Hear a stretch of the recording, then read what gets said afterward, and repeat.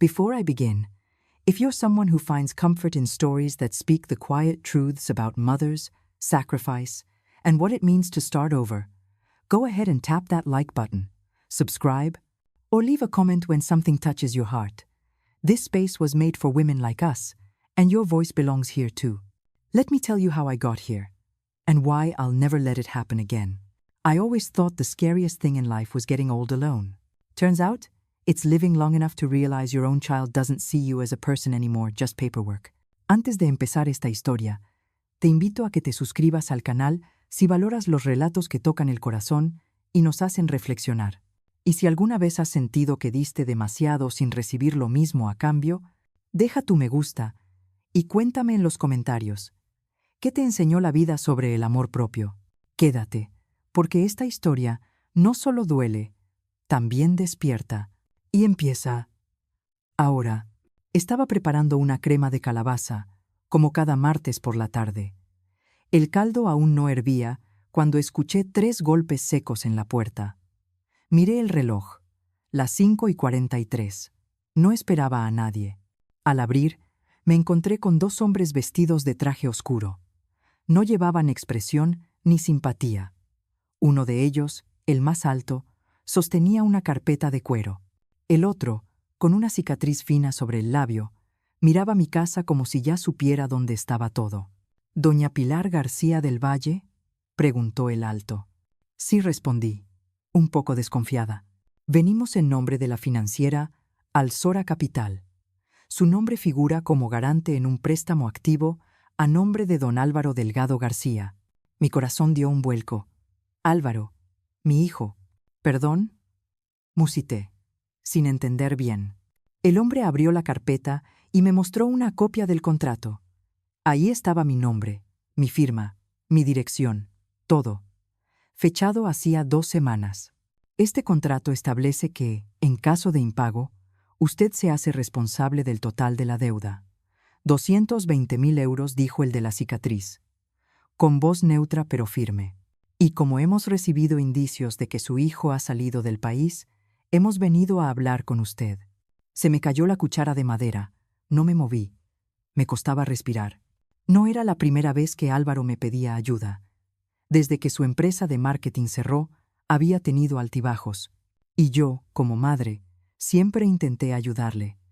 Una vez 20.000 euros, otra vez 5.000 más para aguantar hasta que cerrara un trato grande. Pero esto era otra cosa. Yo ya más firme a ese contrato.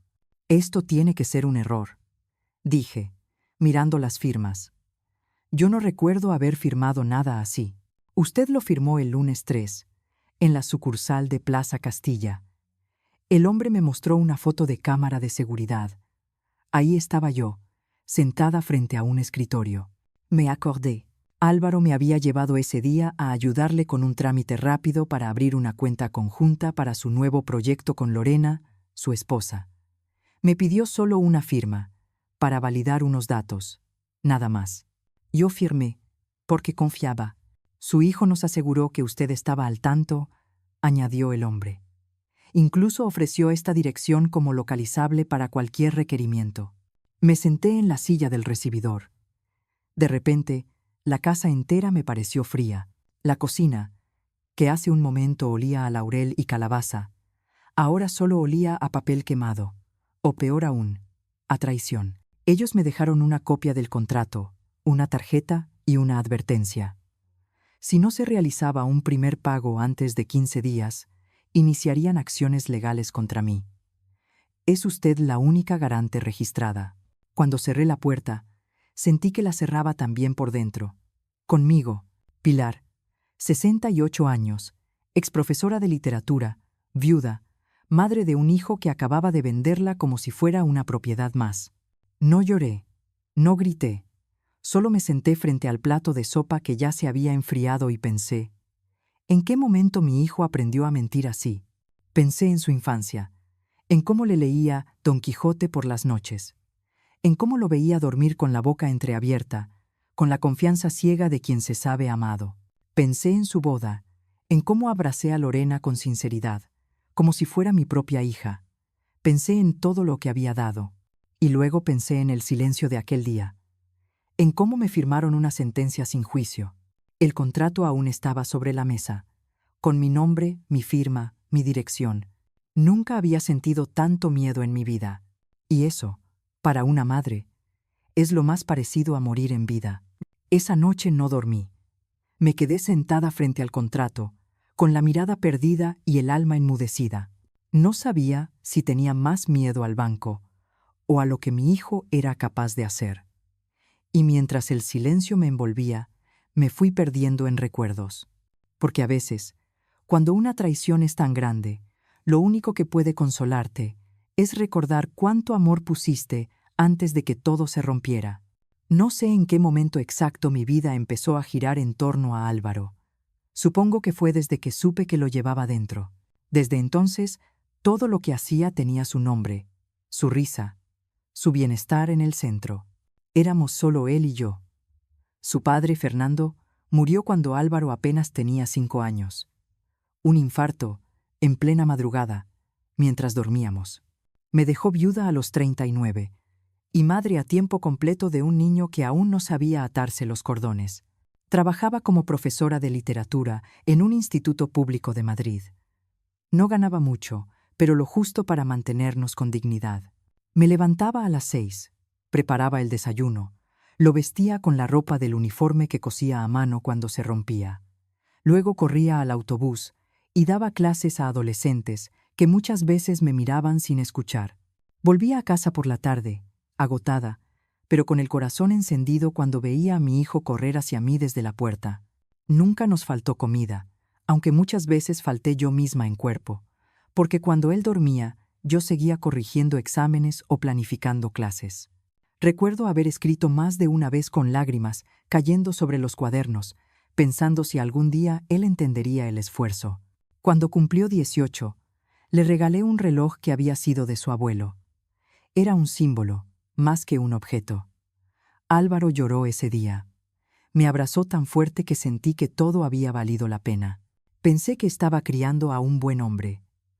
Uno de esos que, como su padre, sabrían cuidar y valorar a los suyos.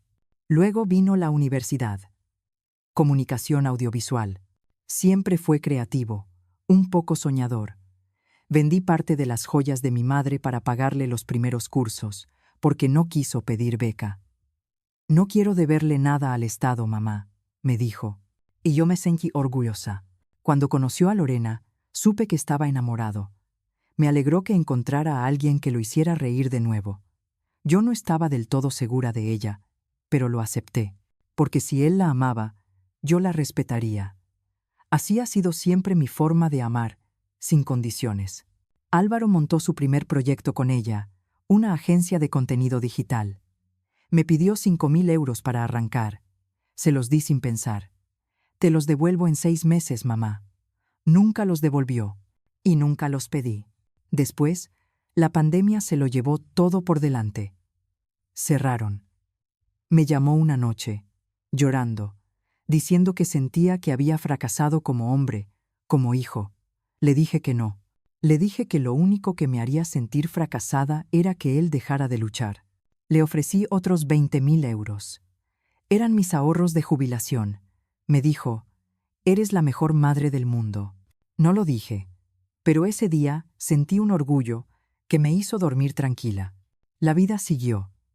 Él y Lorena se mudaron varias veces, a pisos más grandes, más modernos. Una parte de mí se preguntaba cómo podían permitírselo, pero no quise indagar. Pensé que quizá por fin todo estaba mejorando. Cada Navidad preparaba sus platos favoritos. Esperaba su llamada. A veces venía, a veces no. Cuando venía, siempre con prisas, se sentaba poco, comía rápido. A veces parecía que mi presencia le incomodaba, pero seguía amándolo. Con esa forma de amor que tenemos las madres, que se queda aunque duela. Yo le di todo. Mi tiempo, mi juventud, mi energía, mi dinero. Lo di con amor, pero lo di callada, sin exigir nada a cambio, porque nunca imaginé que algún día tendría que protegerme de aquel a quien más amé. A veces, cuando me siento en el sillón viejo del salón, miro las fotos antiguas. Álvaro en el colegio, con la mochila roja, Álvaro en la universidad, con el birrete ladeado. Álvaro con Lorena, sonriente. El día de su boda. En todas las fotos hay una constante. Mi sonrisa detrás. Porque siempre estuve detrás, apoyando. Lo que no sabía era que, mientras yo sonreía en la sombra, él aprendía a ponerme en la línea de fuego sin pestañear. Esa noche, después de que los hombres se fueron, abrí un álbum. Me detuve en una imagen de cuando él tenía 12 años.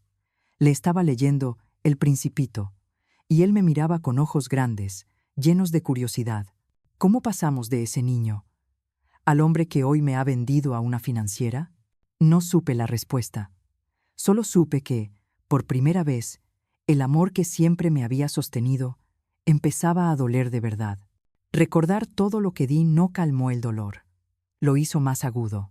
Porque si algo aprendí esos días, es que no siempre el amor que entregas vuelve a ti de la misma forma. Y cuando ese amor se transforma en uso, en manipulación, en deuda firmada con tu nombre, entonces ya no se trata de querer o no querer, se trata de protegerse. Y eso fue lo que intenté hacer. Aunque fuera tarde, después de esa visita, el tiempo dejó de tener el mismo ritmo. Ya no era lunes o viernes, mañana o tarde. Era antes del contrato y después del contrato. Durante los días siguientes, traté de entender cómo había llegado a ese punto. ¿Cómo podía ser que, sin saberlo, me hubiera convertido en responsable de una deuda tan enorme? Una parte de mí aún quería pensar que todo había sido un malentendido, que Álvaro vendría a casa, me miraría a los ojos y me explicaría con calma que todo tenía solución. Pero no vino. Le llamé 3 veces. No contestó. Le mandé un mensaje sencillo. Tenemos que hablar, por favor. No hubo respuesta. Ni un te amo luego, ni una excusa, ni una palabra. Así que fui yo quien fue a buscarlo. Cogí el metro hasta su piso en Lavapiés. Toqué el timbre. Nada. Volví a tocar.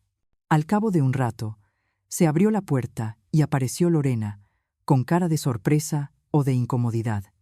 No lo sé. ¿Pilar? ¿Qué haces aquí? Necesito hablar con Álvaro. Es urgente. Me dejó pasar, aunque claramente no le hacía gracia. El piso era moderno, decorado con muebles de diseño. No parecía el hogar de alguien arruinado. Álvaro está en una reunión online, dijo. ¿Quieres esperar? Esperé. 38 minutos. Contados. Cuando por fin salió del despacho, su rostro no mostraba sorpresa ni preocupación, solo una especie de resignación.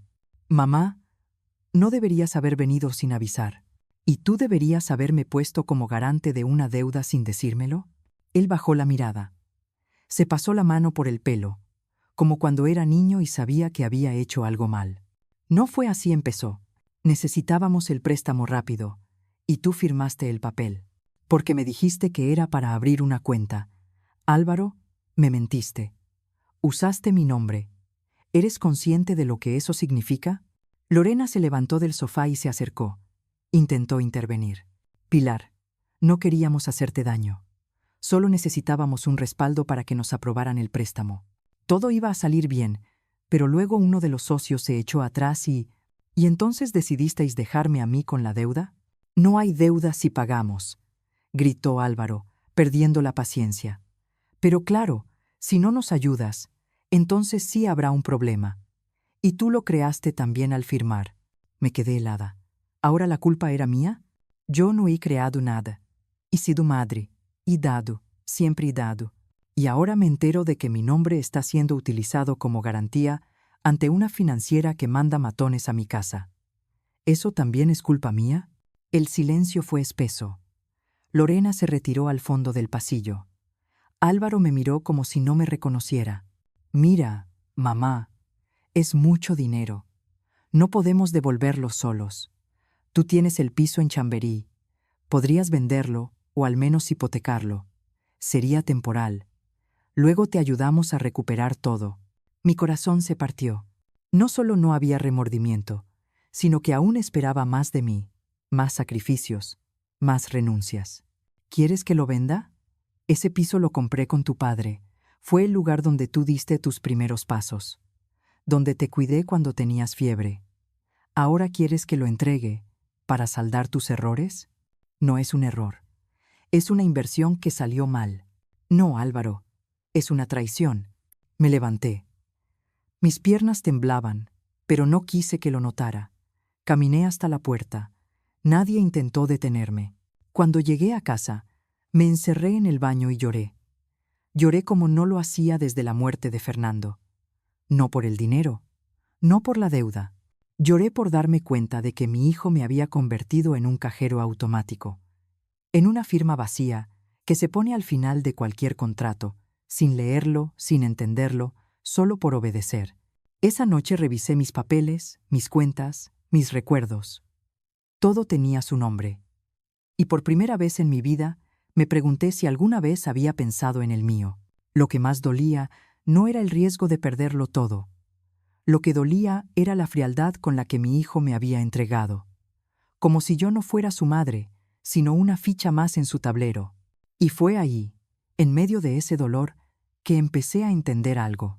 Quizás no podía cambiar lo que él había hecho, pero sí podía decidir lo que haría yo a partir de ahora. Me fui de su casa sin mirar atrás, pero el dolor me siguió como una sombra. A veces uno cree que lo más duro es la discusión, la traición directa, pero no. Lo más duro viene después, cuando llegas a tu casa y te das cuenta de que todo sigue en su sitio, menos tú. Y en ese vacío, en esa ausencia de sentido, fue cuando empecé a ver con claridad lo que realmente estaba en juego. Desde que salí de ese piso en Lavapiés, sentí que ya no pisaba tierra. Caminaba, pero no avanzaba. Hablaba, pero nadie me escuchaba. Dormía, pero el sueño me dejaba más cansada que despierta. No sé si alguna vez habéis sentido eso, amigas. Esa sensación de ser un fantasma en tu propia vida, de mirar tus fotos antiguas y no reconocerte, de preguntarte, ¿cuándo dejé de ser yo? Fui al banco al día siguiente. Necesitaba saber la verdad completa, sin adornos, sin excusas. La empleada, una chica joven y amable, me atendió con paciencia. Revisó mi cuenta, mi hipoteca, mis movimientos. Luego, tras unos minutos frente a la pantalla, alzó la vista. Doña Pilar, hay un movimiento que me preocupa. ¿Cuál? Su cuenta aparece como colateral para una línea de crédito vinculada a una sociedad que figura a nombre de su hijo. Lo grave es que hay una cláusula que le permite a él disponer de ciertos fondos sin su autorización expresa, por haber firmado como parte del capital inicial. No entendí todo, pero entendí lo suficiente. Álvaro había usado mis datos no solo para un préstamo, sino para tener acceso a mis ahorros, a mi pensión, a lo poco que tenía guardado para mi vejez. Salí del banco con un temblor en las piernas que no era físico, era más profundo. Era un temblor en la confianza, en la sangre, porque no es lo mismo perder dinero que perder la fe en tu hijo. Cuando llegué a casa, abrí el armario donde guardaba mis documentos. Saqué carpetas, sobres, todo quería entender. Encontré papeles que no recordaba haber firmado. Encontré correos electrónicos reenviados a mí desde una cuenta que no era la suya habitual. Incluso hallé un recibo de una cena de aniversario, pagado con mi tarjeta. ¿En qué momento me convertí en su respaldo legal? ¿Su cajero automático? ¿Su seguro de vida? Esa noche, me senté en la mesa del comedor, la misma donde durante años le puse la cena, la misma donde hacía los deberes, donde sopló las velas de cumpleaños, donde lloró cuando lo dejó su primer amor. Apoyé las manos sobre la madera y lloré, pero no eran lágrimas de rabia.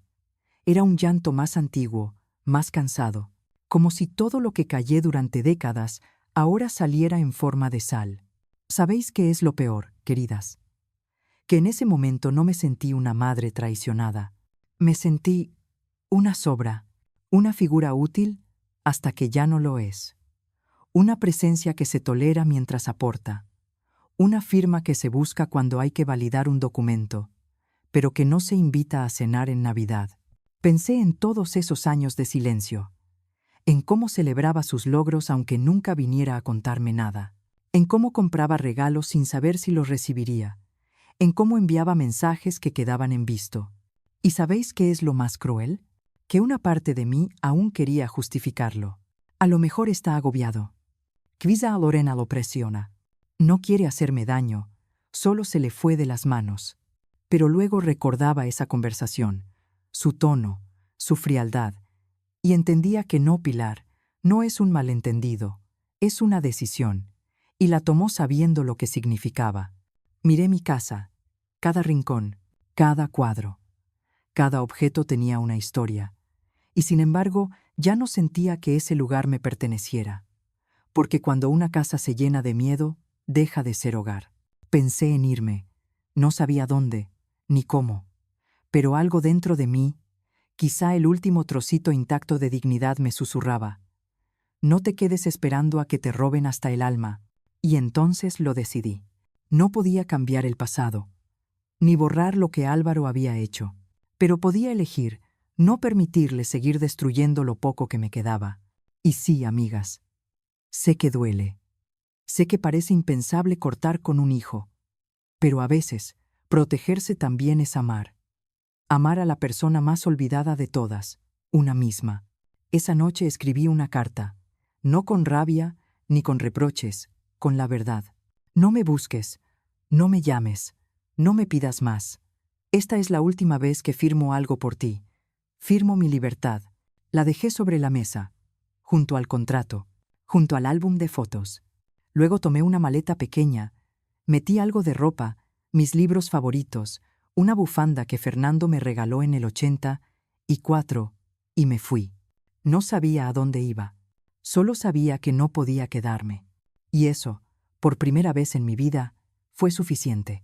No sabía si aquel paso era cobardía o valentía. Solo sabía que quedarme significaba seguir perdiéndome. Y a veces, amigas, hay decisiones que una toma sin pensarlas demasiado. No por impulso, sino por necesidad. Porque llega un punto en que el alma ya no puede seguir aguantando. Y así, con una maleta pequeña y un silencio largo, empecé a caminar hacia algo nuevo, sin mapas, pero con una certeza: no quería seguir siendo la sombra de nadie. Llegué a la estación de Atocha, con la maleta pequeña y el corazón hecho pedazos. No sabía exactamente a dónde iba, pero sí sabía que no podía seguir donde estaba. A veces, lo único que necesitas es alejarte para volver a respirar. Tomé un tren hacia Valencia, no por ningún motivo especial. Solo recordaba que allí vivía Julia, una amiga de juventud con la que me carteaba de vez en cuando. No le dije que iba. Quería llegar como quien busca refugio, no compasión. Durante el trayecto, miré por la ventana y, por primera vez en semanas, sentí que el aire entraba de verdad en mis pulmones. No era paz todavía, pero era el principio de algo. Me instalé en una pensión pequeña, cerca del mar. La habitación olía a madera vieja y a toallas recién lavadas. El primer día no hice nada. Solo dormí. Dormí como no lo hacía desde que firmé aquel papel. Dormí como una mujer que por fin dejó de aguantar. A la mañana siguiente, salí a caminar por la playa. Vi a mujeres mayores en grupos, riendo, haciendo gimnasia suave, compartiendo termos de café. Me acerqué tímidamente. Una de ellas, Marta, me sonrió y me ofreció una silla. ¿Eres nueva por aquí? Sí, estoy tomando un descanso de mi vida, dije, sin pensar mucho. Pues bienvenida. Aquí todas hemos necesitado eso alguna vez. Y así, sin más, encontré una tribu. Mujeres como yo, algunas viudas, otras separadas, algunas madres, otras no. Pero todas con una historia detrás. Y todas con una cosa en común. Habían aprendido que la vida no termina cuando los hijos crecen, sino que a veces empieza justo después. Empecé a ir con ellas cada mañana. Hacíamos estiramientos, compartíamos recetas, hablábamos de libros. Una tarde, en una cafetería, una de ellas me dijo algo que no olvidaré. Pilar, llevas toda la vida cuidando de todos. ¿Quién te cuida a ti? No supe qué responder. Pero esa noche, me miré al espejo y lo dije en voz alta. Yo. A partir de ahora, me cuido yo. Llamé a mi abogado al día siguiente. Le conté lo de la firma, el préstamo, la manipulación. Me aconsejó anular todo poder legal otorgado a Álvaro y bloquear cualquier acceso que pudiera tener a mis cuentas. También me ayudó a empezar el proceso para retirar mi nombre como garante, alegando vicios en el consentimiento. No sabía si lo conseguiríamos, pero al menos ya no estaba quieta. Por primera vez en mucho tiempo, sentía que tenía una voz. Y la estaba usando. Compré un cuaderno y empecé a escribir. No como escritora, sino como mujer. Escribía todo lo que no había dicho, todo lo que había sentido, todo lo que había perdido, y también todo lo que empezaba a recuperar. Y en ese cuaderno, en una hoja aparte, escribí una frase: he criado a un hombre durante 30 años. Ahora me toca criar a la mujer que fui dejando atrás. Empecé a cuidarme, a escuchar mi cuerpo, a comer despacio, a ponerme crema sin prisa, a mirar el mar sin sentir culpa por no estar haciendo algo útil. Incluso volví a maquillarme un poco, no para nadie, solo para recordarme que todavía estaba aquí. Un sábado, en un mercadillo local, me encontré con un señor que vendía libros antiguos. Empezamos a hablar de poesía. Me preguntó mi nombre. Le dije Pilar, y él sonrió, como el poema de Machado. Pilar firme del alma. Me reí. Hacía tiempo que no lo hacía con ganas. No fue un coqueteo, fue un reconocimiento. Alguien veía en mí algo más que una madre, más que una mujer rota. Veía una persona, y eso, para mí, fue suficiente. Han pasado algunas semanas ya. Álvaro no me ha llamado. No sé si sabe dónde estoy. Quizá sí, quizá no le importa, pero lo que sí sé es que yo estoy empezando a importar para mí. Y queridas, si estáis escuchando esto, y alguna vez os habéis sentido vacías, usadas, olvidadas, os lo digo con el corazón en la mano, no es tarde. No es tarde para detenerse, para recuperar el aliento, para decir no más, porque, aunque no lo parezca, dentro de cada mujer cansada vive una mujer que aún quiere vivir. Hoy, por fin, yo he empezado a vivir. No fue fácil al principio. Decidir cuidarme fue solo el primer paso, pero aprender a no sentir culpa por hacerlo. Eso tomó más tiempo. A veces, el corazón tarda en entender lo que la cabeza ya sabe, que una no es egoísta por elegir la paz, que no es mala madre por dejar de sacrificarse. Y así, entre paseos y silencios, fui descubriendo algo que nunca me habían enseñado, que yo también merecía descanso. Han pasado ya 3 meses desde que llegué a Valencia. Al principio, contaba los días. Ahora, simplemente los vivo. Me levanto temprano, salgo a caminar, preparo mi café como me gusta, con una pizca de canela. Ya no tengo que preocuparme si alguien lo prefiere más fuerte o con leche. Este café es para mí. He aprendido a disfrutar de los silencios. De esos ratos en los que nadie me llama, nadie me pide nada, nadie me exige. Antes, ese silencio me pesaba. Hoy, me abraza. He vuelto a leer poesía. Benedetti, Machado, incluso Lorca. Sus palabras me hablan distinto ahora. No como frases bonitas, sino como verdades que mi alma reconoce. Una tarde, mientras organizaba el pequeño armario de la pensión, encontré una bufanda vieja. Era de Fernando. Tenía guardado su olor, su historia. No lloré. La doblé con cuidado y la guardé junto a mis cosas más queridas, porque hay recuerdos que no se superan, solo se aprenden a llevar con más suavidad. La carta de Álvaro llegó hace una semana. Me buscó a través de una conocida. Decía que estaba arrepentido, que todo se le fue de las manos, que Lorena lo había dejado. Me pedía que volviera, que habláramos. Leí su carta varias veces. No sentí rabia, ni pena, sentí distancia, como si hablara de alguien que conocí, pero que ya no forma parte de mi vida. Le escribí una respuesta corta. Estoy bien. Me estoy cuidando. Espero que tú también aprendas a hacerlo por ti. Mamá. No le dije, te perdono. No le dije, te espero, porque no era necesario. Porque a veces, el mayor acto de amor es soltar. Hoy, me miro al espejo y veo arrugas que no tenía. Pero también veo una mirada más clara. Una que no busca aprobación ni explicaciones. Una que simplemente es. He hecho nuevas amigas. A veces salimos a bailar. Otras, nos sentamos a ver el mar en silencio. Nadie pregunta por el pasado. Todas sabemos que llegamos aquí por alguna herida, pero no hablamos desde el dolor. Hablamos desde la vida que aún queremos vivir. He aprendido que no necesito ser útil para merecer amor, que no tengo que darlo todo para que me vean, que puedo decir no, que puedo decir basta, que puedo elegir. Y eso, queridas, para una mujer que pasó la vida entera cuidando de otros, es una revolución silenciosa. Hoy me he comprado una caja de bombones. No para regalar, no para una visita, para mí, porque sí, porque me gustan, porque puedo.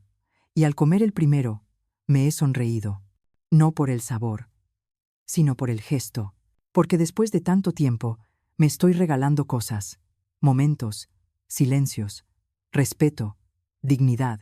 Y si estás escuchando esto y te has sentido invisible, agotada, usada, quiero que sepas algo. No estás sola.